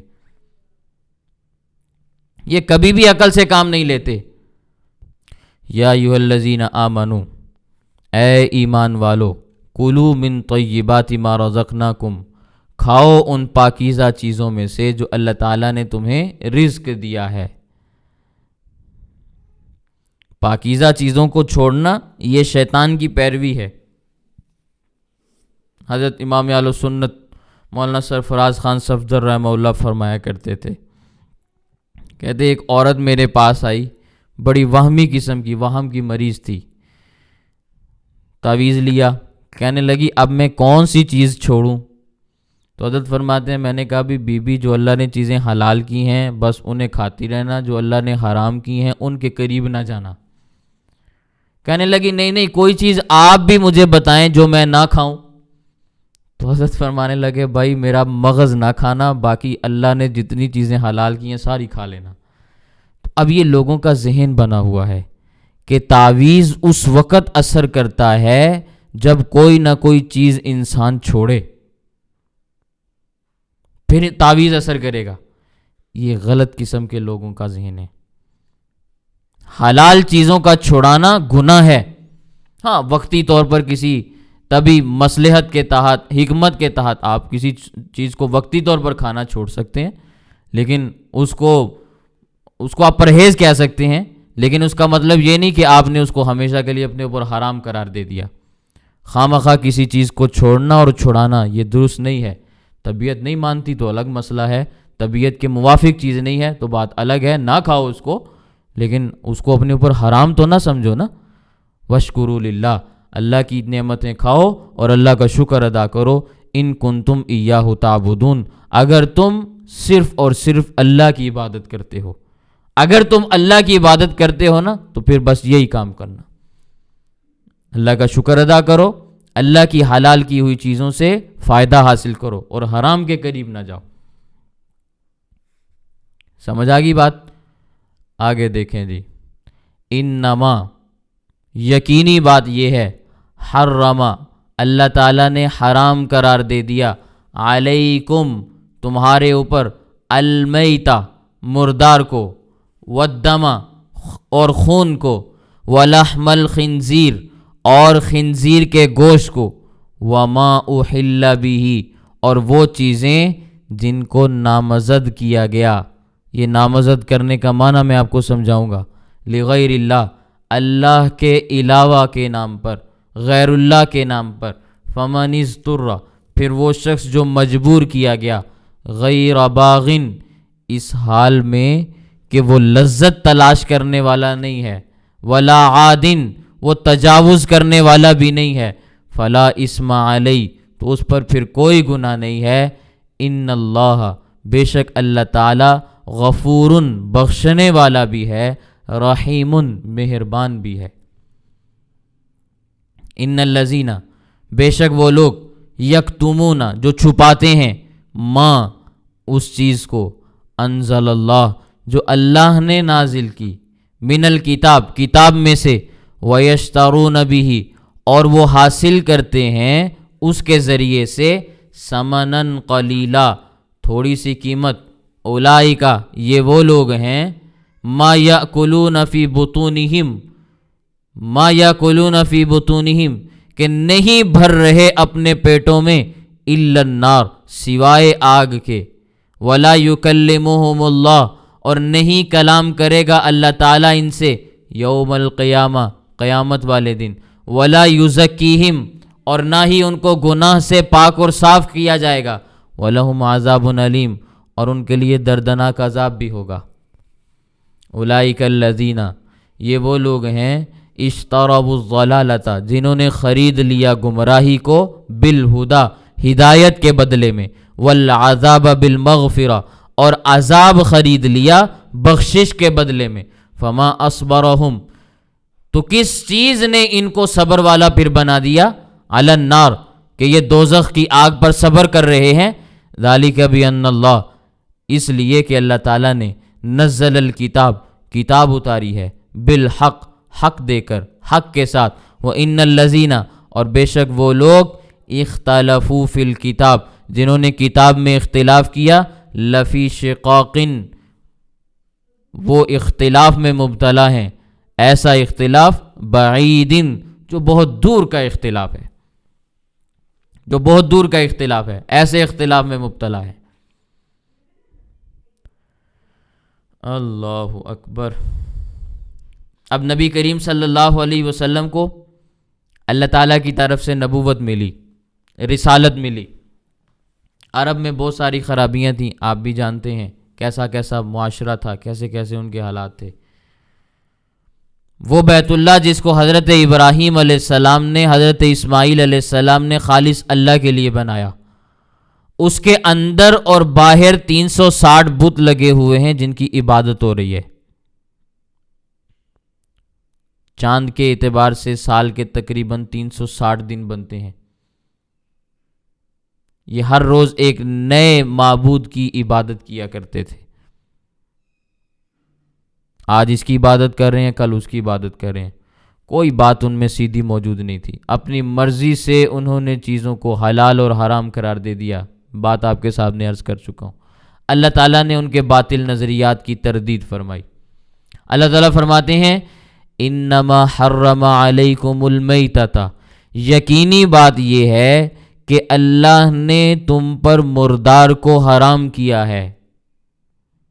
مردار کو حرام کیا ہے. المیتہ، میتہ اس جانور کو کہتے ہیں کہ اگرچہ فی نفسی ہی وہ حلال تو ہے، لیکن اس کو اب ذبح نہیں کیا جا سکا، اس کو آپ ذبح نہیں کر سکے، تو شریعت اس کو پھر میتہ کہتی ہے.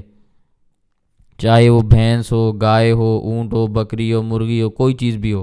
جب آپ اس کو فی نفسی ہی وہ جانور حلال ہے، حلال جانوروں میں سے ہے، لیکن ذبح کیے بغیر وہ دنیا سے چلا گیا، وفات ہو گئی، کوئی معاملہ اس کے ساتھ پیش آ گیا، اب وہ میتہ ہے. اب میتہ کا جو چمڑا ہوتا ہے اس کو استعمال کرنے کی اجازت ہے. بخاری شریف میں روایت آتا ہے، بخاری شریف کے اندر روایت موجود ہے، اللہ کے نبی صلی اللہ علیہ وسلم کے زمانے میں ایک بکری تھی، وہ فوت ہو گئی، بڑی موٹی تازی بکری تھی.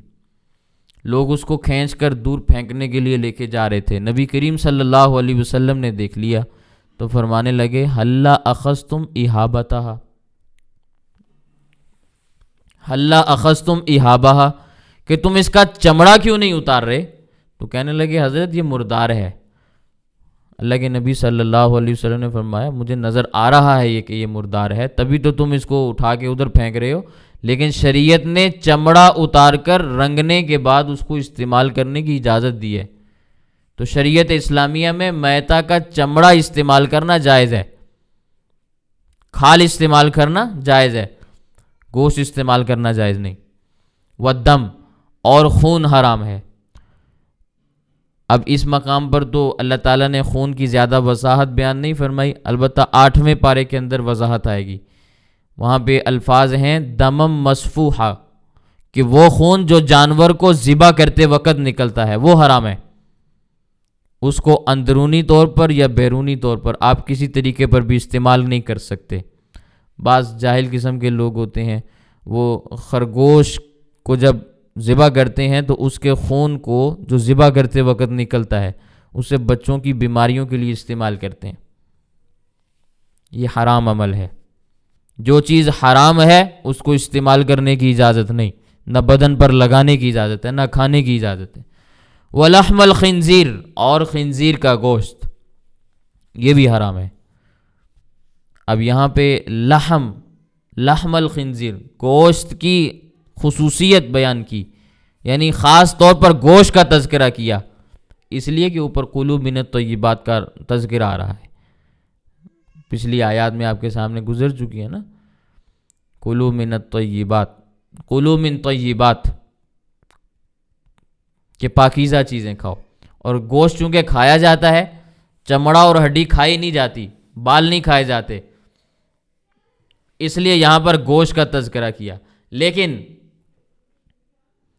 خنزیر کے بارے میں دوسرے مقام، دوسری آیات میں اللہ تعالیٰ نے یہ بات بھی ارشاد فرمائی انہو رجسن، کہ یہ نجس ہے، پلید ہے، اس لیے پھر اس کا چمڑا، اس کے بال، اس کی ہڈیاں، ہر چیز اس کی نجس اور پلید ہے، اس کے استعمال کی اجازت نہیں۔ بہرحال یہاں پہ گوشت کا تذکرہ موجود ہے۔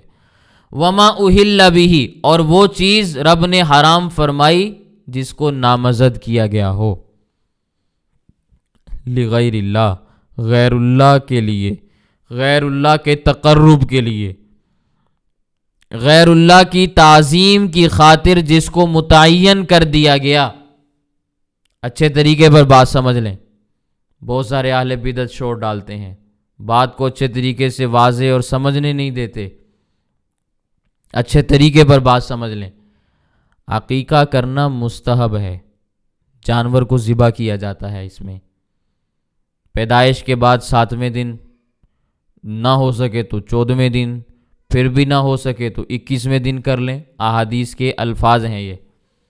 اور اگر کسی وجہ سے 21ویں دن بھی نہ ہو سکے تو پھر جب چاہے کر لے، جب چاہے کر لے۔ لیکن بہرحال عقیقے میں جانور کو ذبح کیا جاتا ہے، بکرا ہو یا بکری ہو، اگر لڑکا ہے تو اس کی طرف سے 2 ہیں، لڑکی ہے تو اس کی طرف سے 1 دیا جاتا ہے۔ حدیث پاک کے اندر آتا ہے ذکرانن کانا او اناسن، وہ جانور خواہ مذکر ہوں یا مؤنث ہوں، ٹھیک ہے، دونوں ذبح کیے جا سکتے ہیں، پیدا ہونے والا مذکر ہو یا مؤنث ہو، دونوں کی طرف سے دیا جائے گا۔ البتہ لڑکے کے لیے 2 اور لڑکی کے لیے 1، یہ میں نے وضاحت آپ کے سامنے عرض کر دی۔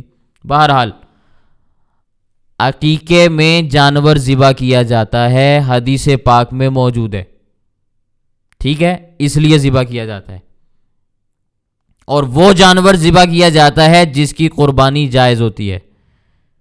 جو جانور قربانی میں لگتے ہیں وہی عقیقے میں لگتے ہیں، ایسا نہیں ہے کہ آپ خرگوش یا مرغی پکڑ کے عقیقہ کریں، ٹھیک ہے۔ تو عقیقے کا مسئلہ خود شریعت نے بتایا ہے، اس لیے اس پر کوئی کلام اور کوئی شک نہیں ہے، اچھے طریقے پر بات سمجھنی ہے، بات کو گڑبڑ نہیں ہونے دینا۔ اور یہ عقیقہ کس کے لیے ہے؟ صاحب نصاب کے لیے، صاحب نصاب کے لیے۔ صاحب نصاب کون ہوتا ہے؟ جس پر زکوٰۃ فرض ہوتی ہے، سمجھ آ رہی ہے؟ جو صاحب نصاب نہیں ہے اس کے لیے عقیقہ بھی نہیں ہے، اور یہ عقیقہ ہے بھی مستحب، فرض بھی نہیں ہے، واجب بھی نہیں ہے، سنت مؤکدہ بھی نہیں ہے، مستحب ہے۔ اچھے طریقے پر مسائل کو سمجھنے میں دوبارہ عرض کر رہا ہوں۔ اسی طرح ولیمہ ہے، ولیمے پر بکرا یا بکری کو ذبح کرنا شریعت اسلامیہ کی تعلیمات میں موجود ہے۔ حضرت عبد الرحمن بن عوف رضی اللہ تعالیٰ عنہ عشرہ مبشرہ میں سے صحابی، جلیل القدر صحابہ کرام میں سے، انہوں نے شادی کی۔ اچھا، اس زمانے میں پہلے یہ چیز جائز تھی، بعد میں اسلام میں اس کو منسوخ قرار دے دیا گیا۔ جب شادی کی جاتی تھی تو دلہے کے کپڑوں پر رنگ لگایا جاتا تھا، اسلام نے اس کو منع کر دیا کیونکہ غیر مسلموں کا یہ فعل ہے، ٹھیک ہے۔ جو امور غیر مسلموں کے ہیں اسلام میں ان کی اجازت موجود نہیں۔ تو خیر، حضرت عبد الرحمن بن عوف رضی اللہ تعالیٰ عنہ کے کپڑوں پر اللہ کے نبی صلی اللہ علیہ وسلم نے رنگ دیکھا تو فرمایا بھئی تم نے شادی کر لی؟ کہنے لگے جی جی حضرت شادی کر لی۔ فرمایا اولم ولو بشاتن، اولم تم ولیمہ کرو، ولو بشاتن اگرچہ ایک بکری ذبح کر کے ہی کھلا دو۔ یہ بخاری شریف کی روایت ہے۔ تو ولیمے میں بھی بکرا، بکری یا کوئی بھی جانور ذبح کرنا جائز ہے، کیا جا سکتا ہے۔ بعض حضرات فرماتے ہیں کہ یہ سنت مؤکدہ ہے، بعض حضرات فرماتے ہیں کہ مستحب ہے، لیکن بہرحال حیثیت کے مطابق ولیمہ کیا جاتا ہے۔ اللہ کے نبی صلی اللہ علیہ وسلم نے کھجوریں اور ستو لوگوں کے سامنے رکھے، صحابہ کرام کے، فرمانے لگے میں نے صفیہ کے ساتھ شادی کی ہے اور یہ اس کا ولیمہ ہے۔ تو ولیمے کے لیے کوئی دیگیں چڑھانا ضروری نہیں ہوتا، چائے پلا دو ولیمہ ہو گیا، مٹھائی کھلا دو ولیمہ ہو گیا۔ جو جتنا کر سکتا ہے اتنا ہی کرنا چاہیے۔ بہت احتیاط کے ساتھ بھی فتویٰ دینا تو سنت عمل بنتا ہے، فرض پھر بھی نہیں بنتا، واجب بھی نہیں ہے، فرض بھی نہیں ہے، واجب بھی نہیں ہے، سنت ہے، زیادہ سے زیادہ کہیں، لیکن اس سے بھی بہتر اگر بات کی جائے تو مستحب ہے، نہ کرنے والا گناہ گار نہیں ہوتا۔ جی، تو میں عرض کر رہا تھا کہ ولیمے کے اندر بھی جانور کو ذبح کرنا شریعت اسلامیہ میں مذکور ہے، ٹھیک ہے۔ پھر اس کے بعد مسئلہ آتا ہے قربانی کا۔ قربانی میں بھی شریعت کا مسئلہ ہے کہ اس میں بھی آپ بکرا ذبح کریں یا جانور کوئی بھی آپ ذبح کرنا چاہیں وہ آپ ذبح کر سکتے ہیں، سمجھ آ رہی ہے؟ تو یہ میں نے آپ کے سامنے تذکرے کیے شریعت کے مسائل کے کہ جن میں جانور کو ذبح کرنا شریعت کی تعلیمات ہیں۔ اب قرآن کریم کی اس آیت میں جس چیز کا تذکرہ ہے وہ یہ ہے کہ کوئی بندہ کسی بزرگ کے نام پر بکرا، چھترا یا کوئی بھی چیز متعین کر کے کہتا ہے کہ یہ فلاں بزرگ کے لیے ہے، اس کے واسطے ہے، اس کی قبر پہ چڑھاوا چڑھاتا ہے کہ وہاں کے مجاور اس کو کھائیں گے، اور ایسا کرنے سے ہوگا کیا؟ میرے کاروبار میں برکت ہوگی، اور اگر نہیں کروں گا تو کیا ہوگا؟ مجھے نقصان ہوگا۔ یہ ہے نامزد کرنے کا معنی جس کا اس آیت میں اللہ تعالیٰ نے تذکرہ فرمایا۔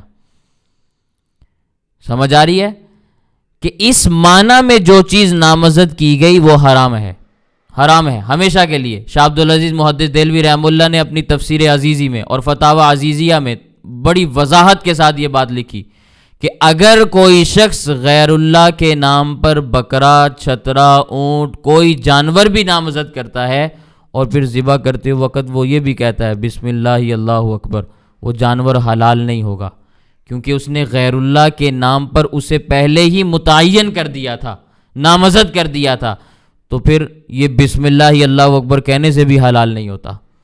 یہ بالکل اسی طرح ہے جس طرح کوئی شخص خنزیر کے اوپر بسم اللہ اللہ اکبر پڑھے تو خنزیر حلال نہیں ہوتا، اور یہ مسئلہ شاہ عبدالعزیز محدث دہلوی رحمہ اللہ نے بیان کیا، اور اس کے علاوہ دوسرے فقہا نے بھی اس کی وضاحت کی، بلکہ امام فخر الدین رازی رحمہ اللہ نے اپنی تفسیر کبیر میں اور اسی طرح تفسیر نیشاپوری میں یہ بات بڑی وضاحت کے ساتھ لکھی ہوئی ہے کہ ایسا کرنے سے جانور تو حلال نہیں ہوگا، لیکن بسم اللہ اللہ اکبر پڑھنے والا مرتد بے ایمان ہو جائے گا، بیوی سے اس کا نکاح ختم ہو جائے گا، نکاح ٹوٹ جائے گا۔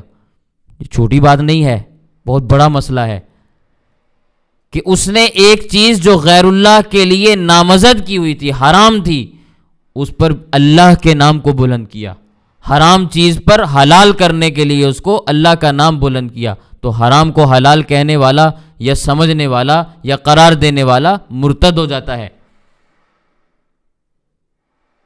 سمجھ آ رہی ہے؟ ہاں، ایصال ثواب جائز ہے۔ ایصال ثواب کا مسئلہ یہ ہے کہ کوئی آدمی کوئی جانور اللہ کی رضا کے لیے ذبح کرے، اللہ کی رضا کے لیے ذبح کرے، اس کا ثواب کسی کو بھی پہنچا دے، اس میں کوئی کلام اور کوئی شک نہیں ہے، یہ صحیح بات ہے۔ اس میں انسان کے کسی کام کا کوئی عمل دخل نہیں ہوتا کہ اگر یہ کروں گا تو یہ ہو جائے گا، نہیں کروں گا تو یہ نقصان ہو جائے گا۔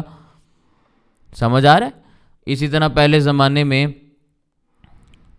کوئی باہر سے جب بڑا آتا تھا تو اس کو توپوں کی سلامی دی جاتی تھی، 21 توپوں کی سلامی، یا جیسے بھی ہوتا تھا۔ اسی طرح ایک رواج اور بھی چلتا تھا کہ کوئی بڑا جب اپنے علاقے میں واپس آتا تھا تو بہت زیادہ جانور ذبح کیے جاتے تھے، بہت بڑی دعوت کی جاتی تھی۔ اب وہ جانور جو ذبح کیے جاتے تھے وہ اس کی آمد کی خوشی میں کیے جاتے تھے، اس کی تعظیم میں کیے جاتے تھے۔ اچھے طریقے سے سمجھیں، یہ چھوٹے چھوٹے باریک باریک فرق ہیں۔ فقہائے کرام نے بڑی وضاحت فرمائی ہے لِقُدُومِ الْأَمِيرِ، کہ کوئی بڑا آدمی آئے، اس کی تعظیم کے لیے جانور ذبح کیے جائیں، ان جانوروں پر تکبیر پڑھی جائے، بسم اللہ اللہ اکبر، تو وہ جانور بھی حرام، تکبیر پڑھنے والا بھی مرتد ہوگا۔ سمجھ آ رہی ہے بات؟ کیونکہ اس جانور کو ذبح کرنے میں اس آنے والے کی تعظیم مقصود ہے۔ ہاں، اگر انہوں نے مہمانی کی نیت سے جانور ذبح کیے، پھر جتنے چاہے مرضی ذبح کرو، مرغا ذبح کرو، بچڑا ذبح کرو، بکرا ذبح کرو، جو بھی ذبح کرو۔ ابراہیم علیہ السلام نے بچڑا ذبح کیا تھا، وہ مہمان کی مہمان نوازی تھی، اس کی تعظیم نہیں تھی۔ جو تعظیم کے لیے ذبح کرے گا تو وہ حرام جانور ہے۔ سمجھ آ رہی ہے؟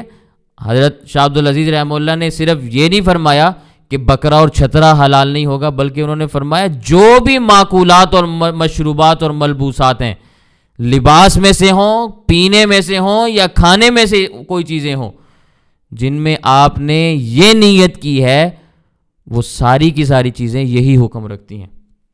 آج لوگ 11ویں کرتے ہیں، بہت لمبی تفصیل ہے۔ حضرت امام اہل سنت مولانا سرفراز خان صفدر رحمہ اللہ نے کتاب لکھی تنقید متین، اس پر بڑی اچھے طریقے سے بڑی وضاحت کے ساتھ وہاں پہ بحث موجود ہے، کوئی پڑھنا چاہے تو وہاں سے پڑھ سکتا ہے۔ آج کوئی شخص 11ویں پکاتا ہے، کس کے نام کی؟ حضرت شیخ عبد القادر جیلانی رحمہ اللہ، بزرگ ہیں، ان کی بزرگی میں کوئی شک نہیں ہے، ان کی بزرگی میں کوئی شک نہیں ہے، ان کو ثواب پہنچے اس ارادے سے 11ویں مناتا ہے تو یہ بدعت ہے۔ اور بدعت اس لیے ہے کہ اور بھی تو بزرگ ہیں نا، کوئی شیخ عبد القادر جیلانی رحمہ اللہ اس امت میں اکلوتے بزرگ ہیں، ان کے علاوہ کوئی اور بزرگ نہیں۔ پھر انسان اپنے باپ کی 11ویں کیوں نہیں مناتا، ماں کی کیوں نہیں مناتا، جن کے روزے رہ گئے، جن کی نمازیں رہ گئیں، ان کے لیے کیوں نہیں قربانیاں کرتا، ان کے لیے کیوں نہیں جانور ذبح کرتا، ان کے لیے کیوں نہیں صدقہ اور خیرات کا اہتمام کرتا؟ شیخ عبد القادر جیلانی کو تو کیا تمہاری نیکیوں کی ضرورت ہے؟ وہ تو اتنے بڑے ہیں اور اتنے بڑے بزرگ ہیں کہ اگر ان کی نیکیاں لوگوں کے اوپر تقسیم کی جائیں تو کئی شہروں کے شہر اور ملکوں کے ملک وہ بخشے چلے جائیں، ان کی بخشش ہو جائے، ان کی تو اتنی نیکیاں تھیں۔ تو پھر ان کے نام کی 11ویں منانا، اور پھر 11ویں ہی منانا، 10ویں نہ منانا، 12ویں نہ منانا، یہ کیوں ہے؟ اچھے طریقے سے بات سمجھ لیں۔ اب کسی زمانے میں اس پر سوالات اٹھنے شروع ہوئے تو لوگوں نے پھر پتہ کیا کیا، کہنے لگے ہم نے 12ویں بھی شروع کر دی ہے، بلکہ بعض علاقوں میں 13ویں بھی شروع ہو گئی، بعضوں میں 14ویں، 15ویں، 16ویں تک بات پہنچ گئی۔ تو پھر آگے کہنے لگے کہ بھی ہم نے 11ویں کوئی خاص تو نہیں کی ہوئی نا، ہم تو دیکھو آگے بھی تاریخیں کر لیتے ہیں۔ تو معاملہ پھر بھی ان کی بددیانتی کا ہی ہے۔ اچھے طریقے سے بات سمجھ لیں، اب ہر جگہ پہ 11ویں ہوگی، وہ ایک 11 ہی تاریخ ہوگی، تو لوگ کتنا کھا لیں گے؟ جن کا مذہب کھانا ہے وہ کتنا کھا لیں گے؟ کتنی جلیبیاں کھا لیں گے؟ کتنے چاول کھا لیں گے؟ ایک لمٹ ہوگی نا، محفوظ کرنے کی بھی ایک لمٹ ہوگی، کھانے کی بھی ایک لمٹ ہوگی۔ لیکن جب آپ نے اپنے دن بدلنے شروع کیے، 12ویں کو، اب 11ویں کو بھی کھا رہے ہیں، 12ویں کو بھی کھا رہے ہیں، 13ویں کو بھی کھا رہے ہیں، 14ویں کو بھی کھا رہے ہیں، کھانا مذہب ہے نا، وہ مذہب آگے چل رہا ہے۔ تو کوئی انہوں نے شریعت کا مسئلہ سمجھتے ہوئے اس کو آگے پیچھے نہیں کیا، بلکہ وہ بھی اپنے پیٹ کی خاطر آگے کیا۔ سمجھ آ رہی ہے بات؟ اس کو اچھے طریقے سے سمجھ لیں۔ اگر تو یہ ایصال ثواب کے لیے ہے تو بدعت ہے، اس لیے کہ سارے بزرگوں کے لیے ایصال ثواب کرنا چاہیے اور روزانہ کرنا چاہیے، سارے بزرگوں کے لیے کرنا چاہیے اور روزانہ کرنا چاہیے، کیونکہ باقی بزرگوں کا بھی حق ہے۔ اور پھر 11ویں کی کیوں تخصیص آپ نے کرنی؟ آپ روز کرو، روزانہ کرنا چاہیے۔ ہمارے ذمہ لازم ہے کہ ہم اپنے اکابر، مشائخ، علماء، ائمہ، مجتہدین، محدثین، فقہا، ان سب کے لیے ایصال ثواب کا اہتمام کریں۔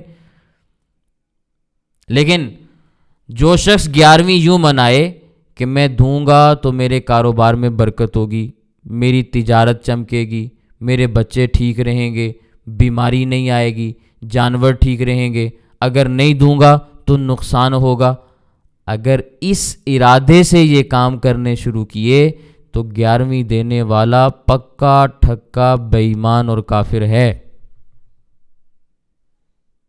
اس کی بیوی کو بھی طلاق ہو جاتی ہے۔ بڑا صاف مسئلہ ہے، فقہ کی کتابیں اٹھا کے دیکھ لیں، فتاوی کی کتابیں اٹھا کے دیکھ لیں، اسی آیت کے ضمن میں مفسرین کی تفاسیر اٹھا کے دیکھ لیں۔ تو کسی کی مخالفت میں یہ بات نہیں عرض کر رہا، غیر اللہ کے نام پہ کوئی بھی چیز دینا حرام ہے۔ فمن اضطر، جو شخص مجبور کیا گیا، غیر باغ ولا عاد، وہ لذت بھی حاصل نہیں کرنا چاہتا تھا، حد سے تجاوز بھی نہیں کرنا چاہتا تھا، فلا اثم علیہ، اس پر پھر کوئی گناہ نہیں ہے، اس پر پھر کوئی گناہ نہیں ہے۔ کیا معنی اس کا؟ مثال کے طور پر بات عرض کرتا ہوں، کوئی ایسی جگہ ہے کہ بھوک کی وجہ سے جان نکلنے لگی ہے، مردار اور خنزیر کے علاوہ کوئی چیز نہیں ہے، تو اتنا کھا لو جس سے جان بچ سکے۔ اگر ایک چھٹانگ سے جان بچتی ہے تو بس اتنی ہی کھانی ہے، کلو کھانے سے جان بچتی ہے تو پھر اتنا ہی کھانا، اس سے آگے نہیں کھانا، ذائقے کے لیے نہیں کھانا۔ غیر باغ ولا عاد، لذت بھی حاصل نہیں کرنا چاہتا، حد سے تجاوز بھی نہیں کرتا، فلا اثم علیہ، تو پھر اس پر کوئی حرج نہیں ہے، کوئی گناہ نہیں۔ حضرت امام اعظم ابو حنیفہ رحمہ اللہ فرمایا کرتے تھے، غیر باغن کا ترجمہ یہ ہے کہ وہ لذت تلاش کرنے کے لیے نہیں کھاتا، ولا عادن، اور ضرورت سے زیادہ نہیں کھاتا، ضرورت سے زیادہ نہیں کھاتا۔ حضرت امام شافعی رحمہ اللہ فرمایا کرتے تھے کہ اسلامی حکومت ہو نا، نظام اسلام نافذ ہو، تو صحیح مطلب پھر یہ ہے کہ جو اسلامی حکومت کا باغی ہے، اگر وہ بھوکا ہے نا تو وہ نہیں کھا سکتا۔ جو اسلامی سلطنت کا باغی ہے اس کو کھانے کی اجازت نہیں۔ عادن کا معنی ہے جو گناہ کے سفر پر جا رہا ہو، مثال کے طور پر چوری ڈالنے کے لیے، ڈاکہ ڈالنے کے لیے جا رہا ہے، تو یہ سفر معصیت کے سفر ہیں، گناہوں کے سفر ہیں، بھوکا ہونے کے باوجود پھر بھی نہیں کھا سکتا۔ ہاں اگر مجبور ہے، نہیں کھائے گا، مر جائے گا، تو پھر گناہ گار ہے، کیونکہ اللہ تعالیٰ نے اجازت دی ہے، تو اللہ تعالیٰ کی اجازت کو قبول کرتے ہوئے پھر تھوڑا سا کھا لینا چاہیے تاکہ جان بچ جائے۔